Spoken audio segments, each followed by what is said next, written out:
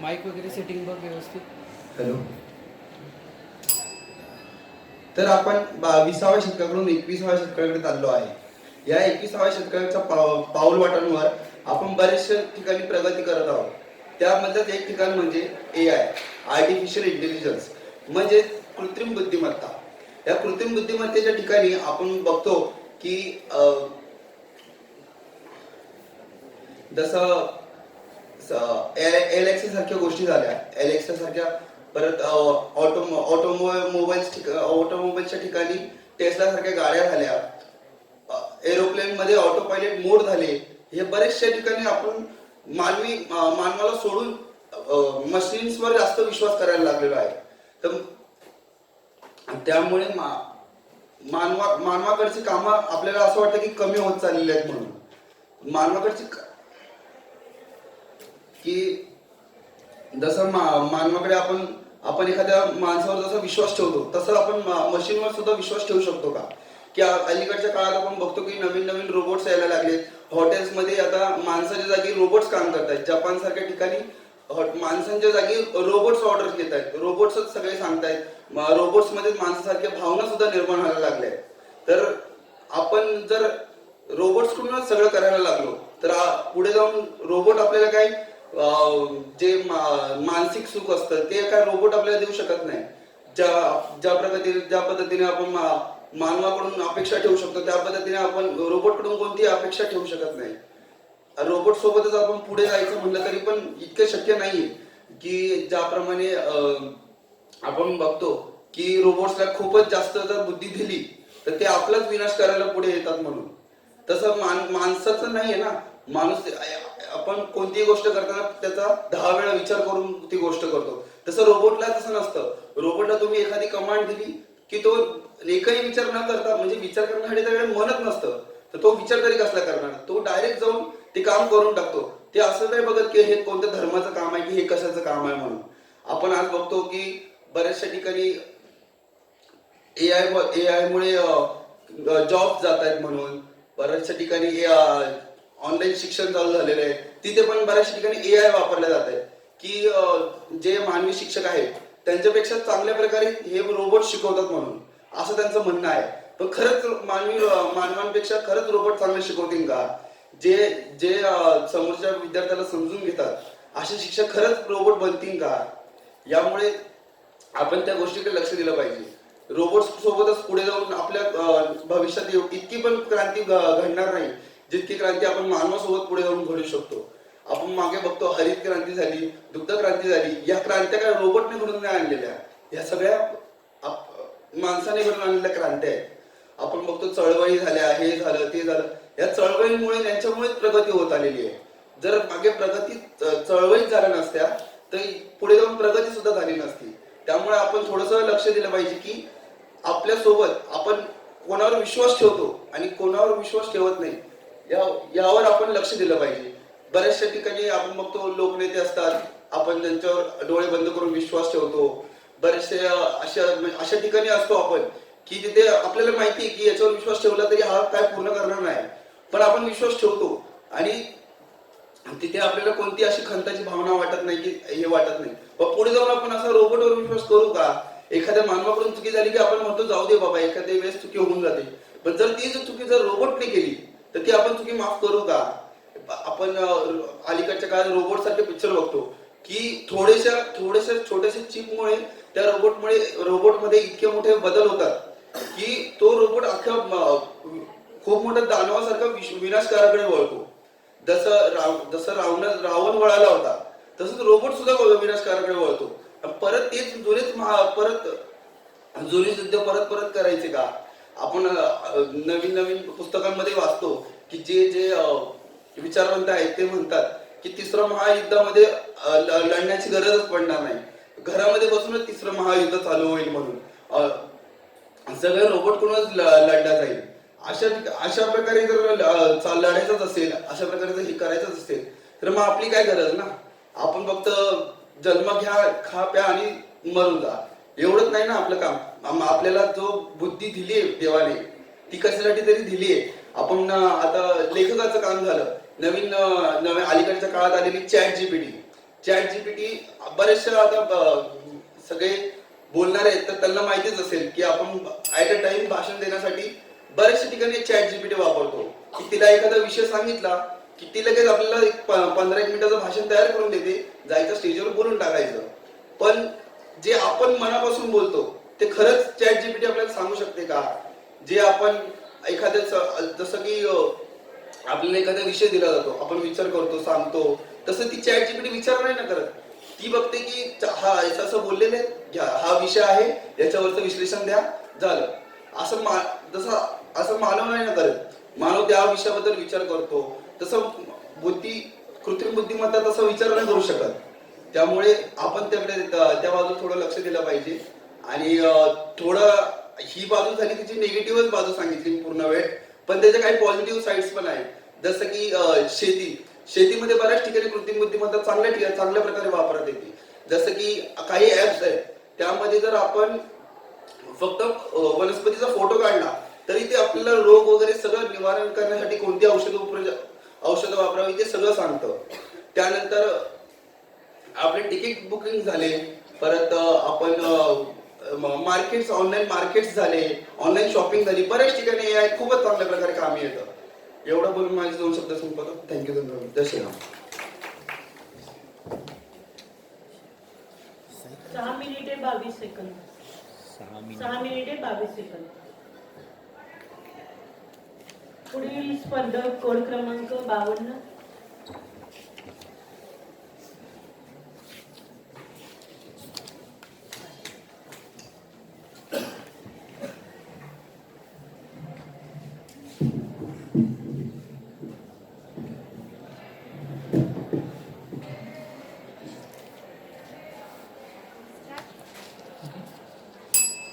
आज मित्रांनो आपण 21व्या शतकात जगत आहे. 21वावं शतक हे क्रांतीचं युग आहे. याच्यात नवीन नवीन परिवर्तन होत आहे. पण या परिवर्तनाबरोबर आमची जी शेती आहे, शेतकरी आहे, तो या विकासात या समाजात गुरफटला जातोय. मला आजही आठवतं की पूर्वी 5 रुपयाच्या नोटीवर ट्रॅक्टर घेऊन शेतकरी होता. आज ती नोटच बंद झाली. का? अख्ख्या जगाचा पोशिंदा माझा बाप शेतकरी आज ढाई ढाई रडत आहे. का? शेतकऱ्याच्या मालाला भाव नाही. का बर? अहो तो तर राजा आहे. आपण म्हणतो भारतीय संस्कृती ही कृषी प्रधान संस्कृती आहे, पण या संस्कृतीत आज जो राजा आहे तोच भिकारी आहे. आज शेतकऱ्याचा मुलगा शेतकऱ्याला विचारतो, बाबा आपली शेती काय मिळते शेतातून? इकून टाका, चला आपण शहराकडे जाऊ. अहो पण काय, ज्याच्यावर आपण जेवतो, आपला जग पोहोचतो, अख्खा भारत देश पोहोचतो, ती विकून टाकायची. तेव्हा एक कवींनी खूप छान सांगितलं आहे, नाही राजा ओरवत चार पाऊले नांगर, नको बोलू सवंगाळ, नको म्हणू सडंगर. त्या मुलाला तो बाप म्हणतो शेतकरी. आज आपण झोमॅटो नावाचा ऍप आहे, त्याच्यावरून पिझ्झा मागवतो, हे मागवतो.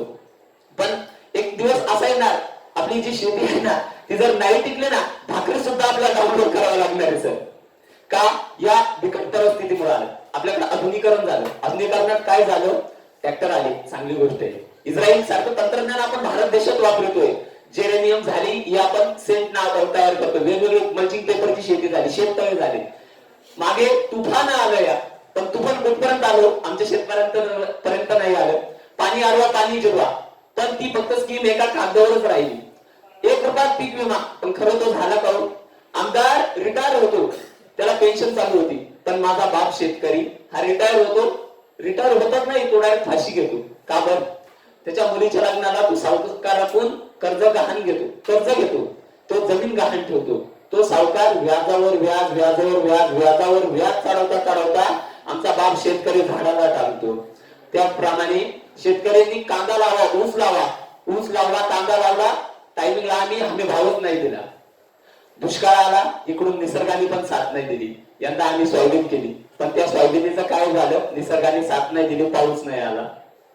त्याचप्रमाणे आपला जे सत्ता आहे हे राजकारण नाही तर सत्तेचं कारण झालेलं आहे.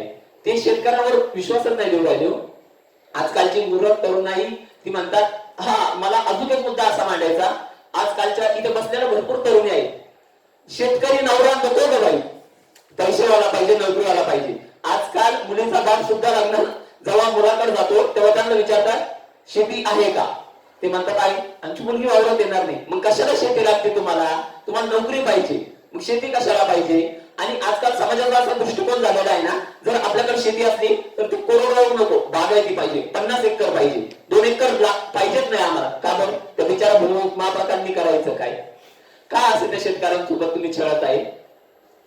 पूर्वी काय व्हायचं? पूर्वी आपण जे शेतकरी होते त्यांची शेतीची पद्धत होती की धान्य कापायचे, कुपणायचे, बैलाच्या पायाखाली ठेवायचे. आता ते क्रांती झाली, आता हार्वेस्टर आलं, मळणी मशीन आली. आज त्याचप्रमाणे आमचा शेतकरी ऊस पिकवतो, त्या ऊस आमच्याकडून घेतात 2 रुपये किलोनी, पण तोच ऊस रिलायन्स सारखी कंपनी आहे, ती कंपनी ऊस घेते, त्याचे छोटे छोटे पावशेरचे पॅकेट करते आणि मॉलमध्ये तोच पॅकेज कितीला विकतात? 250 रुपये किलो. का? शेतकऱ्यांना देऊ नये? मी तर म्हणतो शेतकऱ्यांना आपण मिळून क्रांती घडवली पाहिजे. क्रांती अशी घडवली पाहिजे की आपला माल आपणच विकला पाहिजे, पण त्यासाठी आमच्यात युनिटी नाही. आज आपण बघतो, आम्ही शेती करतो, शेती पिकवतो, शेतकरी तो माल घेऊन जातो, तो माल घेऊन गेला का त्याचे जे व्यापारी असतात ते काय करतात? त्याच्याकडून शेतकऱ्याकडून हमाली खर्च, हा खर्च घेणार आमच्याकडून 2 रुपयांनी माल, तुम्हाला विकणार 10 रुपयांनी. शेतकरी तिथंच लुटला गेला हो. त्याचप्रमाणे सरकारने पण तेच ठरवलं ना, मोठे मोठे व्यापारी मोठे करायचे, शेतकरी लहान झाला. एकेकाळी या भारतातून सोन्याचा धूर निघत होता, आज त्याच भारतात शेतकऱ्याच्या सरण्याचा धूर निघत आहे. जो शेतकरी कष्ट करायचा, घामाने अन्न पिकवायचा, आज त्याच्याकडे त्याच्या बायकोला, मुलांना घ्यायला, कपडे घ्यायला सुद्धा पैसे राहिले नाही. का बरं? हा प्रश्न मला नेहमी पडत आहे. का असे होतंय? का बरं? या समस्या जाणवत आहेत. या समस्यावर एक उपाय आहे आपल्याकडे. आपण सर्वांनी मिळून जर ठरवलं तर आपण त्याच्याकडे बघण्याचा दृष्टिकोन जरी बदलला ना, तरी तो राजा, शेतकरी राजा एकदम आनंदाने होतो. त्या निसर्गाने त्याला साथ दिली पाहिजे. त्यासाठी आपण काय केलं पाहिजे? आपण वेगवेगळे तळे तयार केले पाहिजे. जे तळे म्हणजे आपण मल्चिंग पेपरचे तळे तयार केले पाहिजे, पाणी अडवलं पाहिजे, असे केले पाहिजे. त्याचप्रमाणे आपण सर्वांनी मिळून आज एक ध्यास घेऊया, शेतकऱ्याकडे आपण वाईट नजरेने बघायचे नाही. का बघायचे नाही? तर तो बिचारा जर जगला तर भारत जगेल. आपण बघतो भारतात हा कृषी प्रधान देश आहे, पण आज ती शेती टिकत नाहीये, शेती संपत चाललेली आहे. आपण आधुनिकीकरण करत आहे, जी बिल्डिंग ती जागा आज भरपूर बिल्डर घेत आहे, का? तिथे फार्म हाऊस करताय. पण तो शेतकरी आज मागे मुळशी नावाचा एक पिक्चर आला होता, का झालं? शेतकऱ्यांच्या जमिनी घेतल्या. एक उदाहरण देऊ शकतो मी, का मुळशी नावाचा पिक्चर आला, शेतकऱ्यांच्या जमिनी घेतल्या, तो शेतकरी हमाल करून गेला आणि शेतकऱ्यांची मुलं कोण झाली? गुंड झाली. का बरं? शेतीमुळे झालं नाही. एवढं बोलून मी माझं भाषण थांबवतो. जय हिंद, जय महाराष्ट्र. 5 मिनिटे 44 सेकंद. 5 मिनिटे 44 सेकंद.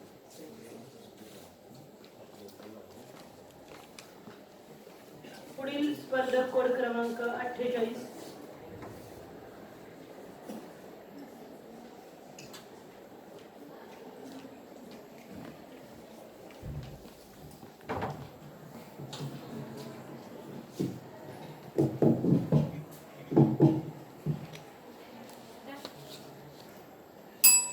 फुलाला रंग हवा असतो, निसर्गाला गंध हवा असतो. फुलाला रंग हवा असतो, निसर्गाला गंध हवा असतो. आणि मी तरी कसा थांबणार, मला सुद्धा आपल्यासारख्या प्रियजनांचा छंद हवा असतो. नमस्कार, मी कोड क्रमांक 48 आपल्या समोर विषय सादर करीत आहे. चला आनंद वाटूया. एक राजा होता आणि त्याला सर्व काही होतं त्याच्याकडे, परंतु तो आयुष्यामध्ये आनंदी नव्हता. आणि म्हणून एक दिवशी राजवैद्य त्याच्याकडे आला आणि वैद्याने त्यांना सांगितलं की तुम्ही एका आनंदी माणसाचा 1 दिवसासाठी सदरा घाला, तुम्ही आयुष्यभर सुखी आणि समाधानी राहाल. आणि हे सर्व सांगितल्यानंतर राजा म्हणाला, हे तर अगदी सोपं आहे. त्याने लगेच सैनिकांना सांगितलं की जा आणि आपल्या राज्यामध्ये जो कोणी एखादा आनंदी असेल, सुखी आणि समाधानी माणूस असेल असा माझ्यासाठी शोधून आणा आणि माझ्या समोर उभा करा. सैनिकांनी लगेच सैनिक कामाला लागले आणि ते गेले आणि संपूर्ण राज्यामध्ये ते अशा सुखी आणि समाधानी माणसाला शोधू लागले. ते शोधत असताना त्यांनी संपूर्ण राज्यभर ते फिरले, परंतु त्यांना कुठेही सुखी आणि समाधानी माणूस सापडला नाही. आणि त्यानंतर मग ज्यावेळेस ते परत येत होते त्यावेळेस त्यांना एका वेशीवरती एक भिकारी माणूस नाचताना आणि गाताना दिसला. तर त्यांनी काय केलं की बाबा रे, तू सुखी आणि आनंदी आहेस का? हे ज्यावेळेस ते त्याच्या समोर गेले आणि विचारलं त्यावेळेस तो माणूस म्हणाला की मी अगदी सुखी आहे, मी अगदी आनंदी आहे, माझ्या आयुष्यात मला कशाचीच कमी नाही. त्यावेळेस त्यांनी परत विचारलं, तू खरोखरच आनंदी आहेस का? तर तो बोलला, हो मी आनंदी आहे. लगेच त्या सैनिकाने उचललं आणि त्याला राजाच्या समोर उपस्थित केलं. राजाने परत खात्रीसाठी त्याला विचारलं की तू खरोखरच आनंदी आणि सुखी आहेस का? तर तो बोलला हो, मी अगदी सुखी आहे. मग तो लगेच राजा उतावीळपणे त्याला लगेच बोलला की तुझा जो सदरा असेल ना, तो मला 1 दिवसासाठी फक्त घालण्यासाठी मला दे. मी तुला जेवढा पैसा लागेल तेवढा मी देतो. तर ज्यावेळेस राजा हा बोलला तर तो मोठ्याने हसला आणि तो भिकारी बोलला की महाराज, कित्येक वर्ष झाले, कित्येक दिवस झाले मी उघडाच फिरतो आहे, उघडाच नाचतो आहे, उघडाच गातो आहे, माझ्याकडे काहीच नाही, तरी मी माझ्या आयुष्यामध्ये खूप सुखी आणि समाधानी आहे. तात्पर्य एवढंच की आपल्या पायापुढे संपूर्ण धन आणि संपत्ती असेल आणि असा राजा सुद्धा जेव्हा सुखी राहू शकत नाही आणि ज्याच्याकडे काहीच नाही आणि उद्याच्या पोटाची काळजी कशाला, उद्याच्या पोटाची काळजी कशाला, आभाळ पांघरुणी दगड उशाला असा असणारा माणूस देखील सुखी असतो. हे ज्यावेळी या गोष्टीवरून आपल्याला कळतं. आनंद ही आपल्याला आयुष्यामध्ये मिळालेली सर्वात मौल्यवान गोष्ट आहे आणि आयुष्यामध्ये आनंद हे आपल्याला सर्वात मौल्यवान वस्तू भेट म्हणून भेटलेली आहे आणि परमेश्वराने ती आपल्याला अत्यंत मौल्यवान असूनही विनामूल्य आपल्याला दिलेली आहे. परंतु कित्येक जणांचं दुर्दैव असं की आनंद हा आपल्याला विनामूल्य आहे, तरी बऱ्याचशा वेळेस मरून गेल्यानंतरही आपल्याला आनंदाचा थांग पताच लागत नाही. आणि आनंद हा अगदी फुलपाखरासारखा आहे. आपण जेवढा त्याला शोधण्याचा प्रयत्न करतो तो तेवढाच आपल्यापासून दूर जातो. परंतु खरं तर आनंदाला शोधण्यामध्येच एक खरा आनंद आहे. कारण ज्यावेळेस आपण त्याला शोधायला सुरुवात करतो त्यावेळेस तो आपल्यापासून थोडा थोडा दूर जातो. परंतु ज्यावेळेस आपण अलगद शांत ध्यानधारणामध्ये बसतो की नकळत तो आपल्या खांद्यावरती येऊन बसतो आणि नकळत तो आपल्याला खूप सारं समाधान देऊन जात असतो. या निसर्गाचं बघा ना, या निसर्गाची किमया किती महान आहे. तो आपल्याला दररोज खूप सारा आनंद देतो आणि समाधान देतो. आणि जसं की कळी उमलली, फुल होतं आणि त्याच्यातून आपल्याला सुगंध देतं. एक वाऱ्याचे झुळूक आली की ते आपल्याला खूप सारा आनंद देऊन जातो. आणि तो जो आनंद असतो ना, तो आपल्याला फॅन सुद्धा देऊ शकत नाही. जो आपल्याला कृत्रिम आनंद देतो तो म्हणजे फॅन असतो, पण निसर्ग जो आनंद देतो तो अस्सल आणि खरा असतो आनंद. आणि म्हणून मला या ठिकाणी म्हणावं असं वाटतं की खुशियां ही खुशियां हो जिसके दामन में, खुशियां ही खुशियां हो जिसके दामन में, क्यों ना खुशी भी उसका दीवाना हो जाए. आनंद कुठे नसतो हो, आनंद बोलण्यात आहे, आनंद शांत बसून ऐकण्यात आहे, आनंद लिहिण्यात आहे, तर आनंद वाचण्यातही आहे. खूप सारी पुस्तकं आहेत, ययाती आहे, धनंजय आहे, अमृतवेल आहे, अशी एक ना अनेक पुस्तकं आहेत ज्याच्यामधून आपण वाचलं तर खूप सारा आपल्याला आनंद मिळतो. आणि मी तर म्हणतो पुस्तक नावाचा जो असा काही मित्र आहे ना, त्याला तुम्ही जेवढं वाचाल ना तेवढं आपल्याला तो भरपूर आनंद देतं. कारण पुस्तक हे आपल्या बरोबर कधीही दगात फटका करत नाही, ते निखळ आपल्याला आनंद देतं. त्याच्यामुळे आपले छंद जोपासा आणि जे काही आपल्याला भेटलेलं आहे ना त्याच्यामध्ये समाधानी राहिले ना तर खूप सारा आनंद आहे आणि आनंदी जीवन आपण जगू शकतो. 21वे शतक आहे, अगदी धकाधकीचं जीवन आहे. विज्ञान आणि तंत्रज्ञानाने खूप सारी प्रगती केलेली आहे. आपल्याकडे खूप सारे सुख सुविधा आहेत, आपल्याकडे गाडी आहे, बंगला आहे, पैसा आहे, चांगले चांगले फॅशनेबल कपडे आहेत, पण आपल्याकडे समाधानच नाही हो, आनंद नाही. का असं होतंय? कारण कुठेतरी आपलं चुकलंय. आपण कुठेतरी व्यायाम करायला, ध्यान धारणा करायला या सगळ्या गोष्टी आपण विसरत चाललोय आणि कुठेतरी अगदी आपल्या वि. स. खांडेकरांच्या त्या कस्तुरी मृगासारखं भन्नाट आपण सुटलो. आणि त्याच्यामध्ये काय झालं की आपण आपलं सर्वस्व गमावून बसतोय आणि कुठेतरी आपला आनंदच हरवून बसतो. कारण जर का हा आनंद मिळवायचा असेल ना तर आपली जी काही ध्येय आहेत ना ती आपण निश्चित ठेवा. आपल्या चांगल्या सवयी लावा ना, चांगले पुस्तकं वाचा, चांगले माणसांच्या सोबत राहा आणि या सर्व गोष्टींमुळे आपण सकारात्मक राहू. आणि सकारात्मक राहिलो ना तर ऑटोमॅटिक आपल्यामध्ये आनंद निर्मिती होते आणि आनंद निर्मिती झाली तरच आपण योग्य दृष्टीने आपण यशाच्या दिशेने वाटचाल करू शकतो. आणि म्हणून मला असं वाटतं की जो काही आनंद आहे याला जर वाढवायचा असेल ना तर सारे जीवनापासूनच या सगळ्या गोष्टींचं आपल्याला त्या मुलांना ज्ञान दिलं पाहिजे, तरच हा आनंद पसरेल. का? कारण रोंडा बर्न लिखित द सिक्रेट पुस्तकामध्ये असं आकर्षणाचा सिद्धांत असं म्हणतो की ज्या गोष्टीचं आपण पुन्हा पुन्हा अवलोकन करतो, पुन्हा पुन्हा विचार करतो, हे ब्रह्मांड आपल्याला तेच देतं. तर मला असं वाटतं की आनंद जो आहे ना तो आपण जाणून बुजून आपण स्वतःला लावून घेतला पाहिजे आणि आपण ते फील केलं पाहिजे प्रत्येक वेळेस, तरच आनंद पसरेल. मला असं वाटतं अलीकडे विवेक बिंद्रा आहे, डॉक्टर स्नेह देसाई आहे, तसेच संदीप माहेश्वरी आहेत. हे लोक का हे सगळे काही फंक्शन अरेंज करून राहिले? कारण त्यांनी विडा उचललेला आहे या जगामध्ये आनंद पसरवण्यासाठी आणि आपण सुद्धा हे सर्व काही करू शकतो. जर आपल्याला सुखी राहायचं असेल तर आपण चांगले सवयी राबवले पाहिजे, लहान मुलांपासून ते सवयी केली पाहिजे आणि आनंद हा आपण जाणून बुजून लावला पाहिजे. तर आणि तरच एक दिवस हा संपूर्ण भारत देश आनंदमय होईल. आणि खऱ्या अर्थाने या सर्व गोष्टी जर आपण पालन केले तर नक्कीच आपण आनंद वाढवण्यासाठी सक्षम होऊ. त्याच्यासाठी आपल्याला सर्वात प्रथम आपल्याला आपल्यापासून सुरुवात करावी लागेल आणि हे तुम्ही कराल असा आशावाद व्यक्त करतो आणि इथेच थांबतो. जय हिंद, जय महाराष्ट्र, जय कर्मवीर. धन्यवाद. 6 मिनिटे 42 सेकंद. पुढील स्पर्धक कोड क्रमांक 37.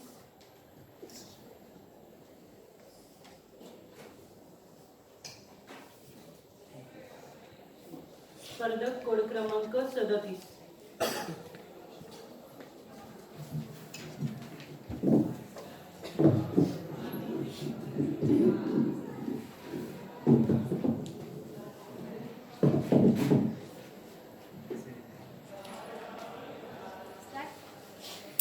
नमस्कार. कालचं जग वेगळं होतं, आजचं जग वेगळं आहे. भूक तीच आहे, अन्न मात्र बदललेलं आहे. तहान जुनीच आहे, पाणी मात्र निवळलेलं आहे.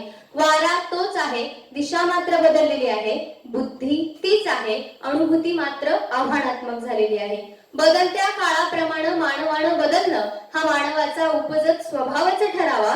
परंतु या बदललेल्या बुद्धीच्या प्रगतीची परिणिती नेमकी कशामध्ये आहे, त्या बदलाचे संभाव्य धोके नेमके कोणते, त्या बदलाच्या भविष्यातील शक्यतांचा आलेख आणि दिशा नेमकी कोणती, आणि सर्वात महत्वाचं म्हणजे निर्मिती ही निर्मात्यावरती तर मात करणार नाही ना, अशा काही मूलभूत प्रश्नांची चिकित्सा करणं हे व्यासपीठालाही महत्वाचं वाटायला लागलं. आणि म्हणूनच नमस्कार, मी स्पर्धक कोड क्रमांक 37 विषय मांडते आहे कृत्रिम बुद्धिमत्ता आणि मानवी भवितव्य. मुळात विषयाला सुरुवात करत असताना थोडासा ऐतिहासिक आढावा जर घेतला तर एक गोष्ट लक्षात येते की मानवास लागलेल्या चाकाच्या शोधापासून ते 17व्या शतकात झालेल्या औद्योगिक क्रांतीपर्यंत, 18व्या शतकात डार्विनने मांडलेल्या उत्क्रांतीवादाच्या सिद्धांतापासून ते 1990च्या जागतिकीकरणापर्यंत, चॅटबॉक्स अलेक्सा पासून ते अगदी सौदी अरेबियाचं नागरिकत्व मिळवणाऱ्या यंत्रमानव सोफियापर्यंत असा सगळाच मानवाच्या बुद्धीने केलेला प्रवास जर पाहिला तर एक गोष्ट दुर्दैवानं मान्य करावी लागते की ती म्हणजे मानवी बुद्धीसोबत मानवी श्रमाची सुद्धा परिभाषा बदलली गेली. आणि या बदललेल्या परिभाषेच्या भविष्यातील धोक्यांची तारकता आज मानवास वर्तमानातही अस्वस्थ करू लागलेली आहे. मुळात विषयाला सुरुवात करत असताना प्रत्येक नाण्याला जशा दोन बाजू असतात तशीच विषयाची सकारात्मक बाजू मांडणं देखील मला महत्वाचं वाटतं. या कृत्रिम बुद्धिमत्तेचा नेमका मानवाला उपयोग काय, तर आज एका भाषेचं दुसऱ्या भाषेमध्ये ट्रान्सलेटर करणारं ट्रान्सलेटर ऍप आपल्याला कृत्रिम बुद्धिमत्तेनं दिलं. त्याचबरोबर कोणत्याही अनोळखी गावाला जाण्यासाठी मदत करणारं गुगल मॅप, बँकांमध्ये व्यवहार सांभाळण्यासाठी, शेअरचा वापर करण्यासाठी, संपूर्ण भांडवलाची गुंतवणूक करण्यासाठी, रुग्णालयामध्ये बिछाण्यांचं नियोजन करण्यासाठी, कर्मचाऱ्यांच्या कामाच्या वेळा ठरवण्यासाठी, अशा सगळ्याच ठिकाणी मानव या कृत्रिम बुद्धिमत्तेचा सर्रास वापर करताना तुम्हा आम्हाला बघायला मिळतोय. मित्रांनो, 2019 या वर्षी केरळमध्ये पोलीस यंत्रणेमध्ये यंत्रमानवाचा दैनंदिन कामकाजामध्ये वापर करण्यात आला. त्याच वर्षी चेन्नई येथे एक रेस्टॉरंट उघडण्यात आलं ज्यामध्ये वेटर हे रोबो असून ते फक्त लोकांना सेवाच देत नव्हते तर त्यांच्याशी इंग्रजी आणि तमिळ भाषेमध्ये गप्पा मारण्याचं काम करताना सुद्धा तुम्ही आम्ही बघितलंय.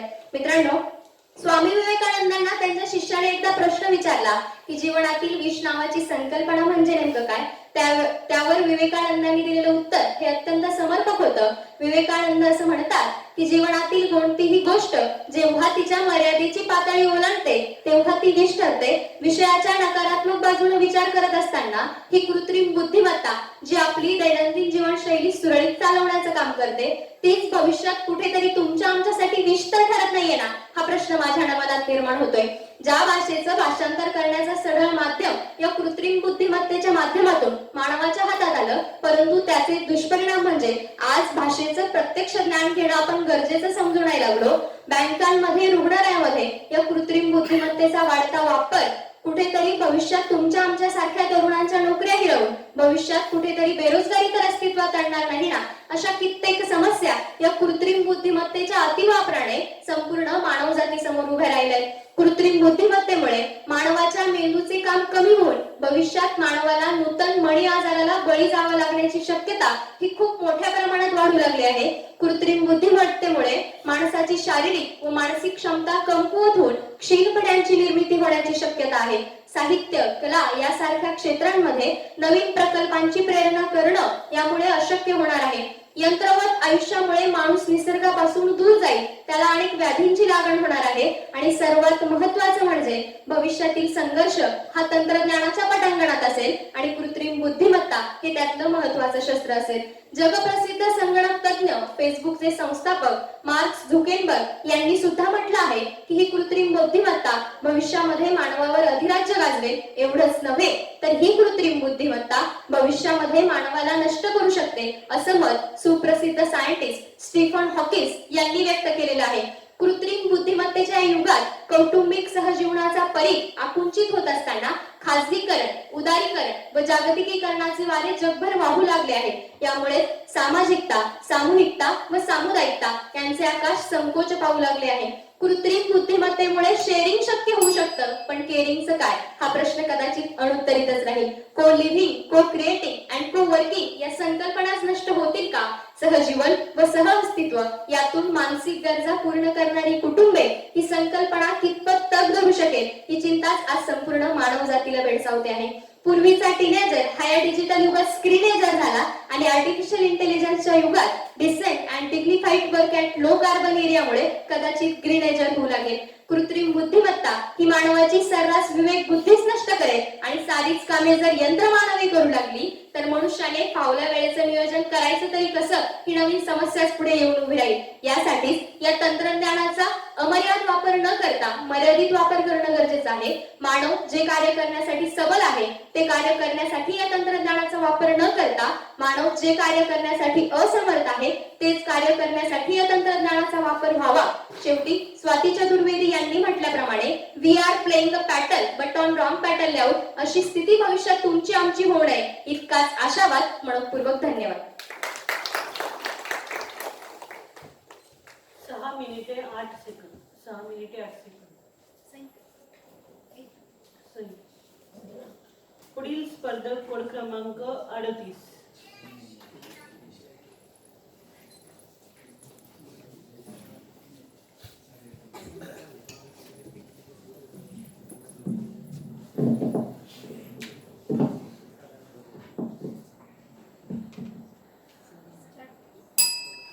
दिनवाणी लोकशाही लक्तरे सांभाळते आहे. दिनवाणी लोकशाही लक्तरे सांभाळते आहे. पाहणे नाही आता खूप झाले पाहणे. पाहणे नाही आता खूप झाले पाहणे. आज आहे फैसला जिंकणे या हारणे. आज आहे फैसला जिंकणे या हारणे. नमस्कार विद्यार्थी मित्रांनो. 2 डिसेंबर 2023च्या लोकसत्ता पेपर मधील बातमी वाचली. शेतकऱ्याची आत्महत्या. नंदुरबार जिल्ह्यातील रामभाऊ पावरा या शेतकऱ्याच्या शेतामध्ये खूप चांगली हिरवीगार शेती पिकली होती. पाऊस वेळेवर न पडल्यामुळे अवकाळी पावसाने शेती हळूहळू करपू लागली होती. विहिरीतल्या पाण्याने तळ गाठला तसे डवळणारी पिके देखील करपू लागली. रामभाऊ बांधावर बसून करपलेल्या शेतीकडे डोळे ताणून बघत होता. जीव कासावीस होत होता. एक दिवस रामभाऊ वैतागला आणि बांधावरच्याच बाबळीच्या झाडाला दोरीने गळफास घेऊन या बळीराजाने आपली जीवन यात्रा संपवली. विद्यार्थी मित्रांनो, ही केवळ वृत्तपत्रातील एक बातमी नाही तर शेतकऱ्याची समाज जीवनातील व्यथा आहे आणि हीच व्यथा आपल्या समोर मांडण्यासाठी विचार मंचावर उभी आहे स्पर्धक कोड क्रमांक 38. विद्यार्थी मित्रांनो, संस्कृत मध्ये एक श्लोक बोलला जातो. अन्नात भवती भूतानी पर्जन्याधन संभव. अन्नात भवती भूतानी पर्जन्याधन संभव. यज्ञात भवती कर्म समुद्भव. यज्ञात भवती कर्म समुद्भव. या श्लोकाचा अर्थ म्हणजेच अन्नातून प्राण येतात, पावसापासून अन्न येते आणि यज्ञातून पाऊस येतो. या स्फूर्तीच्या उत्पत्तीत जो प्रथम असतो तोच म्हणजे शेतकरी, बळीराजा. विद्यार्थी मित्रांनो, आज आपण पाहतो की आपल्या भारतामध्ये 60% लोकसंख्या जवळपास शेती करते. म्हणूनच आपल्या देशाला कृषीप्रधान देश म्हणून ख्याती आहे. अश्मयुगीन काळात शेतीचा शोध लागला. तसेच आपण पाहतो की आपली संस्कृती जरी पुरुष पितृप्रधान असली तरी मात्र आपल्या शेतीच्या उत्पत्तीमध्ये स्त्रियांचा देखील सिंहाचा वाटा दिसून येतो. याचेच उदाहरण सांगायचे झाले तर अहमदनगर जिल्ह्यातील अकोला तालुक्यातील बीजमाता म्हणून ओळखल्या जाणाऱ्या राहीबाई पोपेरे. थोडक्यात सांगायचं झालं तर स्त्री ही शेतीची जननी ठरली आहे. आपण पाहतो की शेतीमध्ये तंत्रज्ञानानुसार वेगवेगळे बदल होत चालले आहे. पूर्वीच्या काळी शेती नैसर्गिकरित्या केली जात होती. पूर्वीच्या काळी शेती नैसर्गिकरित्या केली जात होती, पारंपरिक पद्धतीने केली जात होती. पण मात्र आता तीच शेती रासायनिक पद्धतीने केली जाते आणि याचाच विपरीत परिणाम निसर्गावर, माणसावर आणि शेतीवर देखील होताना दिसून येतो. अवकाळी पावसाने शेतीच्या मातीची झीज होताना दिसून येते. तर दुसरीकडे आपण पाहतो की रसायनाच्या अतिवापरामुळे आपली काळी आई जणू वांझ झाली आहे. आणि आपण पाहतो की हा शेतकरी राजा फक्त पुस्तकापुरताच राजा राहिला, पण मात्र खऱ्या अर्थाने तो राजा खुंटीला लटकून जीव देतो. आणि आपल्या या तरुण पिढीच्या युवकांच्या सिंपतीचे स्टेटस पडतात हॅशटॅग शेतकरी बळीराजा रेप म्हणून, आणि काय तर म्हणे वावर आहे तर पावर आहे. आजच्या युवा पिढीने, आजच्या तरुणाईने शेतीच्या विकासाकडे लक्ष देणे फार महत्वाचे आहे. पण मात्र एकीकडे आपण पाहतो की हीच तरुणाई सोशल मीडियावर हॅशटॅग काळी आई म्हणून स्टोरी स्टेटस अपडेट करताना दिसून येते. पण मात्र दुसरीकडे तीच तरुणाई जेव्हा त्यांना मातीत हात घालायला लावतात ना, तेव्हा त्यांनाच किळस यायला लागते. एवढेच नव्हे तर जेव्हा मुलींना लग्नासाठी विचारलं जातं ना, तेव्हा त्यांना शेतकऱ्याऐवजी नोकरला रावडायला लागतो ना, तेव्हाच खरी या शेतकऱ्याची व्यथा आपल्याला समाजासमोर दिसायला येते. विद्यार्थी मित्रांनो, आज आपण पाहतो की जलस्रोतांची हानी असेल, जैवविविधतेची हानी असेल, जलस्रोतांचा ऱ्हास असेल, अशा अनेक समस्या आपल्याला पाहायला भेटतात. या समस्या केवळ कर्जमाफीने सुटतील असं अजिबात नाही, तर महाराष्ट्र शासनाने शेतकऱ्यांसाठी केलेल्या या योजना म्हणजे जखम मांडीला आणि मलमपट्टी शेंडीला यातलाच प्रकार म्हणावा लागेल. म्हणून म्हणते मित्रांनो, या शेतीला जर ऊर्जित अवस्था द्यायची असेल तर आजच्या तरुणाईने शेतीच्या विकासाकडे लक्ष दिले पाहिजे आणि त्याच्यामध्ये नुसते पडायचे नाही तर सकारात्मकतेने ते प्रयोग केले पाहिजे आणि ते प्रयोग विकासात देखील आणले पाहिजे. त्यानंतर आपण पाहतो की रसायनांच्या जास्त वापरामुळे आपण बघतो की रसायनांच्या जास्त वापरामुळे शेतीची मोठ्या प्रमाणात हानी होताना आपल्याला दिसून येते. लोकांमध्ये जे केमिकल्स वगैरे शेतीसाठी वापरले जातात त्यामुळे लोकांमध्ये कॅन्सरचं प्रमाण जास्त प्रमाणात दिसून येतो. तर हे जर आपल्याला खरा आरोग्यपूर्ण देश जर बनवायचा असेल तर आपल्या राष्ट्राने सकल झाले पाहिजे शेतीच्या विकासामध्ये. प्रत्येक क्षणी विद्यार्थी मित्रांनो एवढेच म्हणेन, म्हटलं आता त्याच्याबद्दल बोलावं काहीतरी, जो करतो रात्रंदिवस शेतमाऊलीची वारी, पण या शेतकऱ्याची कथा खूप मोठी आहे. सांगायला बसलो तर संपणार नाही गाता. धन्यवाद. 4 मिनिटे 52 सेकंद. सही करू. पुढील स्पर्धक या प्रथम एक सूचना आहे. काल ज्या विद्यार्थ्यांनी बॅरिस्टर पी.जी. पाटील वक्तृत्व स्पर्धेसाठी नाव नोंदणी केलेली आहे त्यांनी स्पर्धेसाठी तिकडेही स्पर्धा सुरू आहेत. ज्यांचं इथलं झालं असेल त्यांनी तिकडे त्या स्पर्धेसाठी गेलं तरी चालेल. ज्यांनी नाव नोंदणी केली आहे त्यांनीच. त्यामध्ये नाव आहेत बघा की अतुल बांगरे, कृष्णा साळुंके, देविदास गावित, राजकिरण माने, ऋषिकेश हंडे, सुजल भोसले, आकाश कांबळे.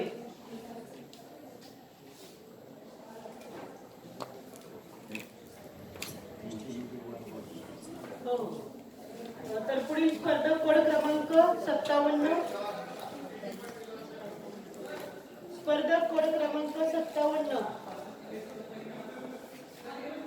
स्पर्धक कोड क्रमांक 58.